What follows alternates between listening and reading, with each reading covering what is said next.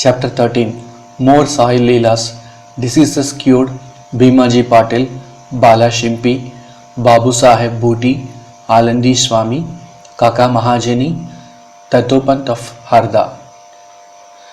The indestructible power of Maya. Baba's words were always short, deep, full of meaning, effective, and well balanced. He was ever content and never cared for anything. He said, though I am a fakir, have no house or wife, and though leaving all care, I stay at one place, the inevitable Maya teases me often. Though I forget myself, but she cannot forget me. She always envelops me. This Maya, elusive power of the Lord Sri Hari, harasses even Lord Brahma and others. Then what to speak of a poor fakir like me? Those who take refuge in God will be freed from her clutches with His grace. In such terms, Baba spoke about the power of Maya. Lord Shri Krishna has said to Uddhava in the Bhagavad that the saints are his living forms, and see what Baba has said for the welfare of his devotees. Those who are fortunate and whose demerits have vanished take to my worship. If you always say, Sai, Sai, I shall take you over the seven seas, believe in these words, and you will be certainly benefited. I do not need any paraphernalia of worship, either eightfold or 16-fold. I rest there where there is full devotion. Now read what Sai did for the welfare of those who surrendered themselves to him. Bhimaji Patil. One Bhimaji Patil of Narayan Gaon, Taluka, Junnar district, Pune, suffered in the year 1909 from a severe and chronic chest disease, which ultimately developed into tuberculosis. He tried all sorts of pathis, remedies, but to no effect. Losing all hopes, he ultimately prayed to God, "Oh Lord Narayan, help me now." It is a well-known fact that when our circumstances are well, we do not remember God. But when calamities and adversities overtake us, we are reminded of Him. So Bhimaji now turned to God. It occurred to him that he should consult Mr. Nana Sahib Chandorkar, a great devotee of Baba, in this respect. So he wrote to him a letter giving all details of his malady and asking for his opinion. In reply, Mr. Nana Sahib wrote to him that there was only one remedy left, and that was to take recourse to Baba's feet. Relying on Mr. Nana Sahib's advice, he made preparations for going to Shirdi. He was brought to Shirdi and taken to the masjid and placed before Baba. Mr. Nana Sahib and Shama Madhavrao Deshpande were present there. Baba pointed out that the disease was due to the previous evil karma and was not disposed to interfere. But the patient cried out in despair that he was helpless and sought refuge in him. As he was his last hope and prayed for mercy, Baba's heart melted and he said, "Stay, cast off your anxiety. Your sufferings have come to an end." However oppressed and troubled one may be, as soon as he steps in the masjid, he is on the pathway to happiness. The fakir here is very kind, and he will cure the disease and protect all with love and kindness. A patient used to vomit blood every 5 minutes, but there was no vomiting in the presence of Baba. From the time Baba uttered the words of mercy, the malady took a favorable turn. Baba asked him to stay in Bhimabai's house, which was not a convenient and fit place, but Baba's order had to be obeyed. While he was staying there, Baba cured him by 2 dreams. In the first dream, he saw himself as a boy suffering the severe pain of a flogging, which he received for not reciting his poetry lesson before his class master. In the second dream, someone caused him intense pain by rolling a stone up and down over his chest with the pain thus suffered in dream. His cure was complete and he went home. He then often came to Shirdi, gratefully remembering what Baba did for him and prostrated before him. Baba also did not expect anything from devotees but remembrance, unswearing faith and devotion.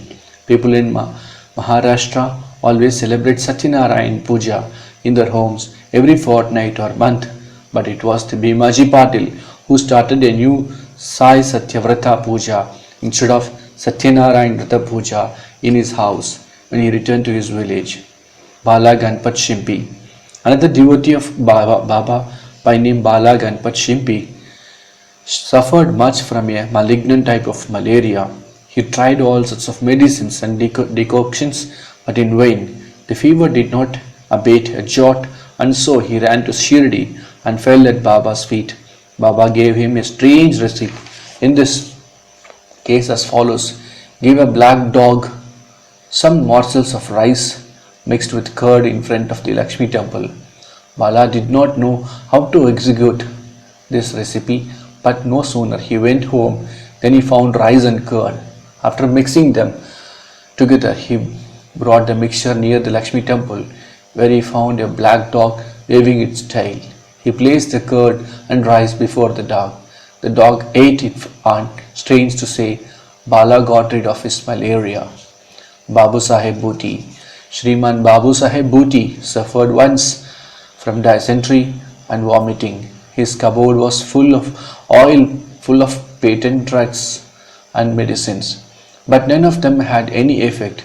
Babu Sahib got very weak on account of purgings and vomitings, and therefore was not able to go to the masjid for Baba's darshan.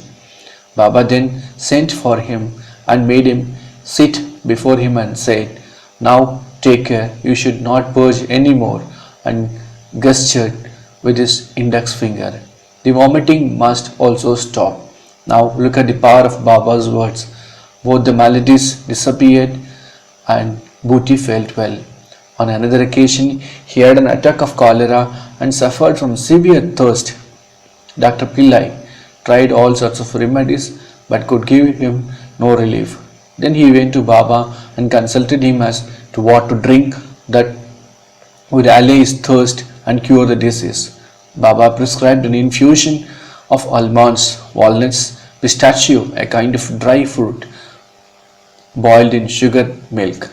This would be considered a cause for fatal aggravation of the disease by any other doctor or physician, but in implicit obedience to Baba's order, the infusion was administered, and strange to say, the disease was cured. Alandi Swami. A Swami from Alandi with a desire for Baba's darshan came to Shirdi. He suffered from severe pain in his ear, which prevented him from getting sleep. He was operated for this, but it served no purpose. The pain was severe and he did not know what to do while he was returning. He came to take Baba's leave when Shama Madhavrao Deshpande requested Baba to do something for the pain in the Swami's ear. Baba comforted by him saying, Allah acha karega, God will do good. The Swami then returned to Pune and after a week sent a letter to Shirdi, stating that the pain in his ear had subsided, though the swelling was there, and in order to get the swelling removed, he went to Mumbai for operation, but the surgeon, on examining the ear, said that no operation was necessary. Such was the wonderful and potent effect of Baba's words. Kaka Mahajani, another devotee named Kaka Mahajani, suffered once from diarrhea. In order that there should be no break in his services to Baba, Kaka kept a tambia pot with water in one corner of the masjid, and whenever there was a call, he would go out. As Sai Baba knew everything, Kaka did not inform him of his disease, thinking that Baba would of his own cure it soon. The work of constructing the pavement in front of the masjid was permitted by Baba, but when the actual work began, Baba got wild and shouted out loudly. Everybody ran away, and As Kaka was also doing the same, Baba caught hold of him and made him sit there. In the confusion that followed, somebody left a small pouch of groundnuts there. Baba took a handful of groundnuts, rubbed them in his hands, blew away the skins and gave the clean nuts to Kaka and made him eat them. Scolding and cleaning the nuts and making Kaka eat them went on simultaneously. Baba himself ate some of them. Then, when the nuts were finished, Baba asked him to fetch water. As he felt thirsty, Kaka brought a pitcher full of water. Then Baba drank some water and made Kaka also drink it. Baba declared, "Now your diarrhea has stopped and you may attend to the work for the payment." In the meanwhile, other people who had run away returned and started the work, and Kaka, whose motions had stopped, also joined them. Are groundnuts medicine for diarrhea? According to current medical opinion, groundnuts would aggravate the disease and not cure it. The true medicine in this, as in the cases, was Baba's word. Dattopant of Harda.